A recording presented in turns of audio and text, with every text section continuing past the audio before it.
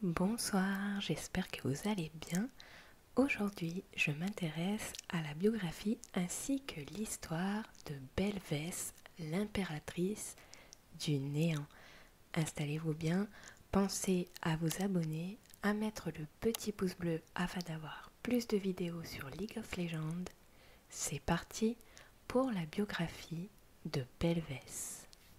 Fascinée par le monde de l'existence et avide d'en créer un elle-même, Belvès est l'équivalent d'un cancer qui aurait métastasé au cœur du néant pour mieux détruire Runeterra et refaçonner la planète à son image. Elle a soif d'expériences, de souvenirs et de concepts nouveaux, dévorant des cités entières et leurs habitants. Les informations qu'elle ingurgite sont ensuite réadaptées pour former un tentaculaire paysage inhumain appelé mer de lavande. Néanmoins, pas même le néant n'est à l'abri de sa voracité, car elle se répand en son sein avec la force d'un océan primordial obligeant tout et tous à se soumettre à son monde de désir ou à disparaître. Bien que Belvès vienne à peine de faire ses premiers pas à Runeterra, la menace de son émergence planait depuis des millénaires, résultat d'une réaction allergique du néant à la réalité naissante. La dimension du vide absolu, jadis immaculé et paisible, fut en effet irrémédiablement bouleversée lorsque l'existence vit le jour. Ces entités individualisées de force luttèrent pendant des siècles et des siècles pour tenter de se libérer du choc et de la souffrance. Elles effaçaient tout ce qu'elles consumaient et c'est ce qui restait dans leur sillage destructeur qui inspira le nouveau nom de cette dimension, le néant.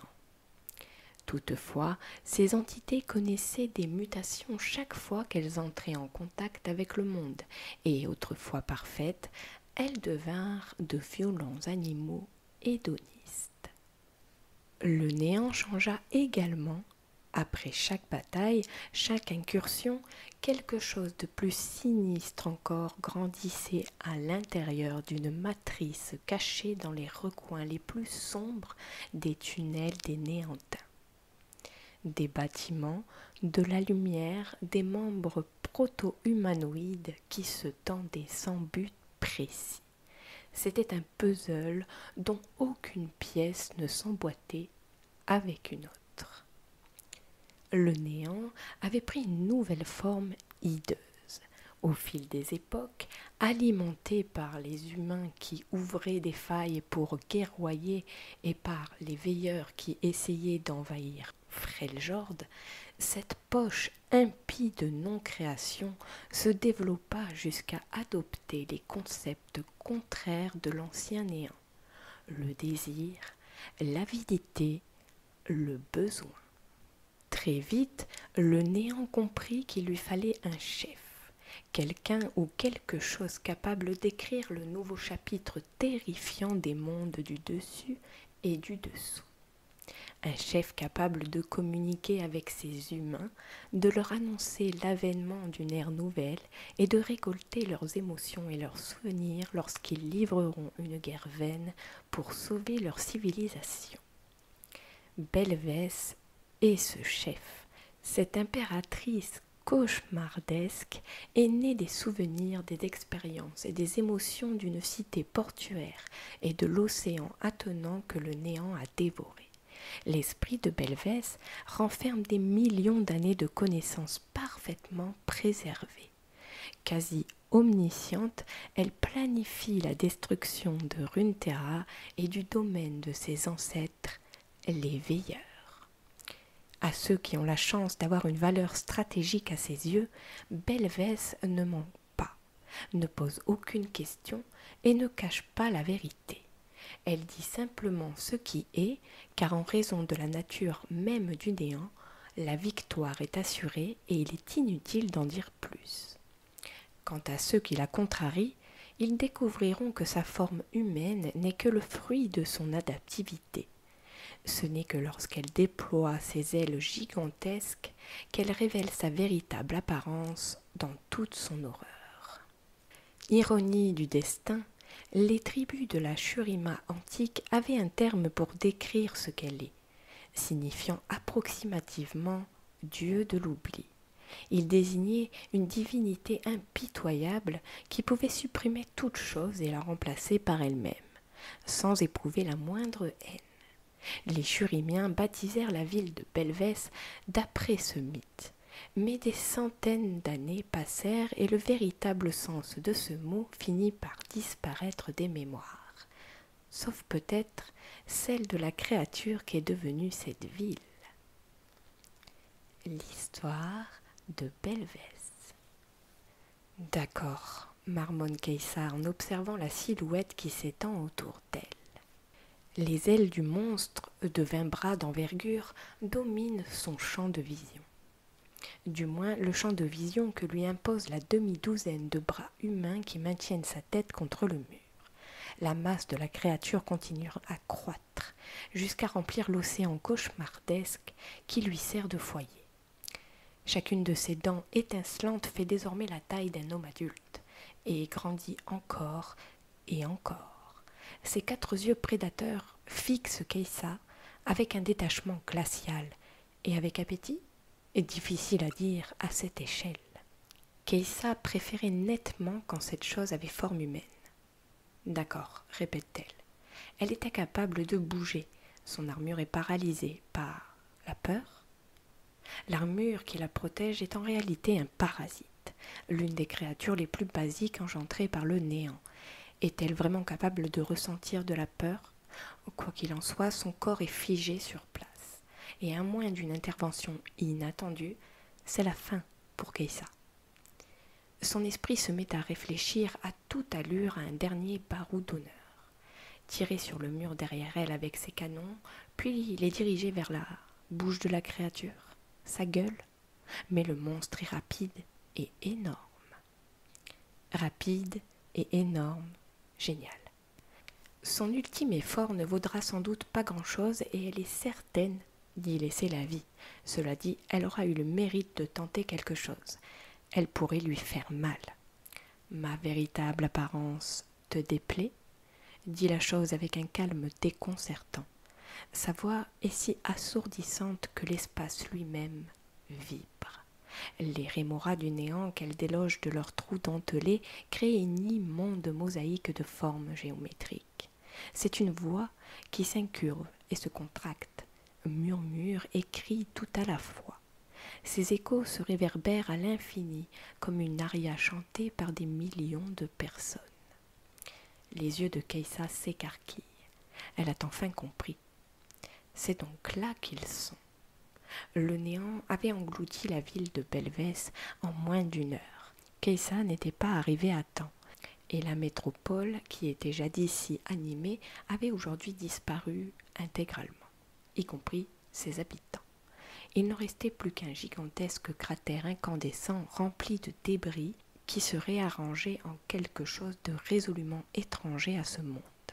Les bâtiments se métamorphosent en créatures immobiles et en silhouettes humanoïdes.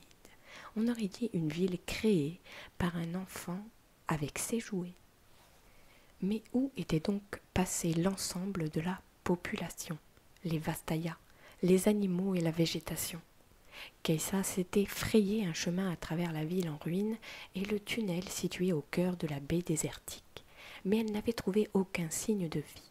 Il n'y avait plus que des horreurs du néant ressemblant à d'effroyables masses de tentacules iridescents qui lui faisaient penser à des boules de torse hurlants. Cela n'avait aucun sens. Les scènes de destruction qu'une attaque du néant laissait derrière elle étaient rarement belles à voir. Malgré tout, il restait généralement quelque chose à voir. Elle comprend mieux à présent. « Tu es la ville !» dit Kaysa par-dessus le mur de son formé par les échos. « Tu es Belvès !»« Oui, » répond Belvès en faisant doucement onduler ses ailes. « J'ai été façonnée à partir des composants bruts des habitants, leurs souvenirs, leurs émotions, leurs histoires. Je suis tout autant Belvès qu'il l'était, et c'est pourquoi je revendique ce nom. Le corps titanesque de Belvès s'agite. Des faisceaux dorés nimbent de lumière sa forme de Raimanta, cherchant le soleil artificiel de la mer du néant tels les anneaux d'un monde mourant. Une chair nouvelle se gonfle. Des veines s'illuminent brièvement avant de se détacher de la peau de la créature, vivante et parfaitement indépendante de leur hôte. Des bancs composés de dizaines de milliers de rémoras du néant décrivent des cercles autour de leur impératrice, tels des nuées d'oiseaux au sommet d'une lointaine montagne. Ce spectacle est étrangement magnifique. Si le néant avait eu un dieu, c'est certainement à ça qu'il aurait ressemblé. Hideux, monstrueux et magnifique. Keïssa est tellement absorbée par le spectacle qui se déroule sous ses yeux qu'elle ne remarque pas tout de suite que les bras qui la maintenaient encore contre le mur l'ont non seulement relâchée, mais aussi reposée au sol. Et il y a tant d'informations à digérer d'un coup. La créature s'est choisi un nom, se dit Keïssa, repoussant machinalement une main restée posée sur son épaule. C'est impossible. Les entités du néant ne se choisissent pas de nom. Comme les Xerxei, sont nommés d'après des concepts de la culture shurimienne, et généralement par ceux qui ont eu la chance ou la malchance de survivre à leur rencontre avec l'un de ces monstres dans les dunes. Ces choses n'ont pas l'intelligence ni la conscience de soi nécessaires à ce genre de réflexion. Plus important encore, les néantins n'ont que faire des noms. Le nom est une invention du monde des vivants, et cela ne les intéresse pas du tout. Pourquoi cette créature est-elle différente ? Je ne te laisserai pas faire, dit Keïssa avec témérité, mais sans vraiment savoir comment s'y prendre. Je vais te tuer. Non, lui répondent les nombreuses voix de Belvette. Tu es incapable de résister, même de la manière la plus basique qui soit. D'autres ont essayé avant toi, bien avant ma naissance. Tous ces soi-disant héros maniaient des armes qu'ils pensaient capables de vaincre le néant. Mais tous ont fini par être consumés. Les infimes fragments qu'il restait d'eux ont servi de sel à la mer de Lavande. Parmi ceux qui se sont dressés contre nous, vous n'êtes que 2 à avoir survécu. Et toi, seul as encore tous tes esprits. 2 ? Toi et ton père. Keïssa sent alors un poids grandir dans sa poitrine. Ses pensées s'affolent. Elle est au bord de la crise de panique, mais elle sait qu'elle doit rester concentrée sur ce qu'il se passe maintenant.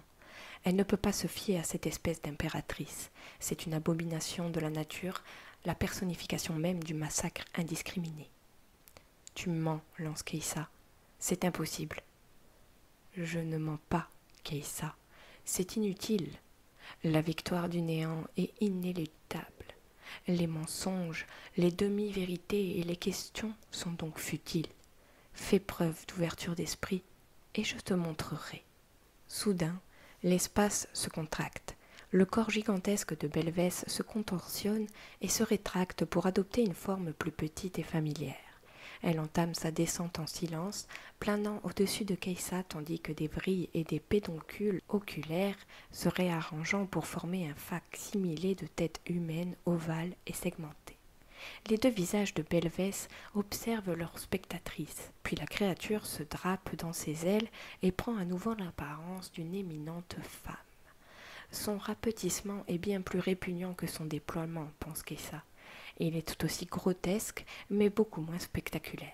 Si tu es en vie, c'est uniquement parce que j'en ai décidé ainsi, déclare la tête humaine d'une voix grave et monocorde. Mais ça, tu l'as sûrement déjà compris. Keïssa veut la contredire, mais son regard se pose sur le sillon de 20 mètres d'aile à tracer dans le sol lorsque Belvès l'a projeté en arrière un peu plus tôt. Celle-ci avait agi si vite que Keïssa n'avait pas eu le temps de comprendre ce qui lui arrivait. L'impératrice avait ensuite pris une forme colossale, au moins 200 fois plus grande que la précédente, en moins d'1 minute. Elle doit aussi contrôler la cauchemardesque qui l'enveloppe, la soi-disant mer de Lavande. alors ce n'est vraiment pas le moment de la contredire. Keïssa fait de rapides calculs dans sa tête, ses yeux parcourant les alentours pour comprendre à quoi elle avait affaire exactement. Le visage de Belvès tressaille sous le coup de la curiosité. Il sourit puis se mit à l'imiter. Keïssa sait bien que c'est peine perdue. À quelle vitesse une personne peut-elle réfléchir? À quelle vitesse peut-elle réagir? Face à tous ces amas de biologie humaine, à toute cette matière grise. Dans l'intervalle nécessaire à un fin stratège pour échafauder son plan, Belvès calcule des centaines de millions de possibilités chaque seconde grâce aux souvenirs et aux connaissances qu'elle a volées à tous ceux qui ont eu un jour foulé le sol de l'ancienne cité, soit un nombre incalculable de personnes. L'expérience de toutes les personnes qui ont été confrontées à des ennemis impitoyables depuis la formation de Runeterra pourrait rejaillir dans le réseau neuronal de cette chose, être cataloguée, disséquée, étudiée en long, en large et en travers avant même que Keïssa ne puisse cligner des yeux. Qu'est-ce qu'on fait maintenant? Demande Keïssa. Qu'est-ce qu'un seul petit plan quand votre adversaire en a des milliers? Suis-moi, dit l'impératrice en se retournant et voletant à travers des bancs de coraux mutants qui s'inclinent avec référence sur son passage. Keïssa hésite et observe son hôte flotter silencieusement au milieu du chaos des bâtiments incomplets, des membres fantômes, du micmac de demi-objets cousus ensemble et des structures nacrées comme si elle se promenait dans un jardin de fleurs. Super, pense-t-elle. Même selon les standards du néant, ça reste étrange. Pose-moi toutes les questions que tu veux, ajoute Belvès. Cette phrase attire l'attention de Keïssa. D'accord, alors premièrement, qu'est-ce que tu es? Demande Keïssa, qui la suit en gardant une distance de sécurité, son armure désormais détendue et mobile. Elle écarte de son chemin un ours en peluche, affubé d'une dizaine d'ailes de mouette, en s'efforçant de ne pas vomir devant le spectacle grotesque qu'offre cette créature qui a bien du mal à supporter son propre poids. Qu'est-ce que c'est que tout ça? De quelle région du néant viens-tu? Je suis le néant, répond Belvès. Et ceci est ce que nous deviendrons. Mais tu as dit que tu avais été créé à partir des habitants, à partir de la ville. Tu veux dire que tu veux devenir la ville? Non. Le néant existe depuis des millénaires, avant même que les premières étoiles ne s'embrasent dans le vide qui entoure ce monde. Nous existions, nous étions parfaits, uniques et silencieux. Puis vint ensuite le son. La réalité naquit de ces murmures et elle nous consuma. Nous fûmes pervertis par son influence, brisés, transformés. Malgré tous nos efforts, nous ne pûmes redevenir ce que nous étions auparavant. Mes ancêtres, les veilleurs, essayèrent d'envahir et de détruire l'existence, mais celle-ci les corrompit. Ils désirèrent alors être vénérés, ils eurent soif de connaissance. Et ils furent trahis en un instant. Ils avaient changé si profondément, tout cela pour finir rejetés. Cela les emplit d'une haine indescriptible. Ils décidèrent alors qu'ils feraient tout pour annihiler la réalité tout entière. Belvès flotte jusqu'à un précipice qui surplombe un immense abîme. Loin au-dessus d'elle, Keïssa aperçoit des trous gigantesques par-delà le soleil artificiel. Des tunnels de néantins, c'est ce qui dévore le peuple de Thalia, ce qui a détruit Belvès et ce qui a englouti la cité de Tante au sud-est de Shurima. Tout ce que le néant dévore finit ici. Mais, poursuit Belvès, leur métamorphose était incomplète. C'est aujourd'hui seulement que la véritable transformation commence. Je ne veux pas devenir une ville. Nous allons devenir vous. Keïssa atteint le bord du précipice et a un hoquet de surprise. Ce n'est pas tout à fait une ville que Belvès et elle-même contemplent, mais un ensemble de coraux du néant assemblés en une étrange tapisserie sans fin, composée de bâtiments shurimiens inversés. Des bancs de rémora nagent parmi ces coraux et des silhouettes sombres circulent au milieu des rues tortueuses. Rien n'est correct, tout est à moitié terminé, comme s'il manquait des informations au néant pour tout achever. comme s'ils avaient besoin de... Non, dit Kaysa presque pour elle-même. Le néant veut tout faire disparaître, c'est impossible. Pour pouvoir terminer ça, vous avez besoin de... De tout? Oui, de tout. Je suis le néant. Je dévorerai votre monde jusqu'à ce qu'il n'en reste plus rien. Et j'existerai, car rien de ce que tu pourras faire ne pourra m'en empêcher. L'impératrice se tourne vers Kaysa, déterminée. Voici ce que je te propose, fille du néant.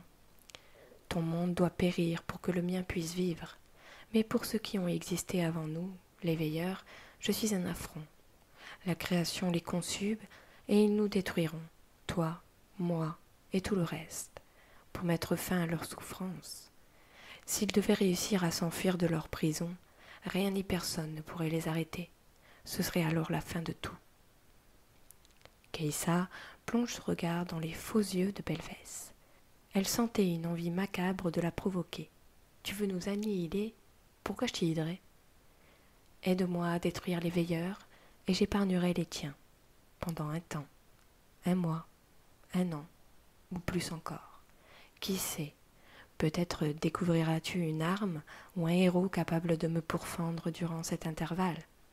Tu ne trouveras rien, bien sûr, mais tu peux toujours essayer. Je t'offre une chance. C'est toujours plus que ce que les veilleurs t'offriront. » Kaysa bouillonne de rage. Belvès se retourne pour regarder en contrebas son nouveau monde prendre forme. « Et si je refuse? Et si je te tue ici et maintenant ?»« Tu ne peux pas, » répond Belvès. « Tu n'as ni la volonté, ni le savoir, ni la force nécessaire pour y arriver. Je suis ton seul espoir. » L'armure de Kaysa se met soudain à trembler violemment. Terrifiée, elle fait chauffer ses propulseurs. Kaysa tente de contrôler son parasite par la pensée, mais il semble savoir quelque chose qu'elle ignore.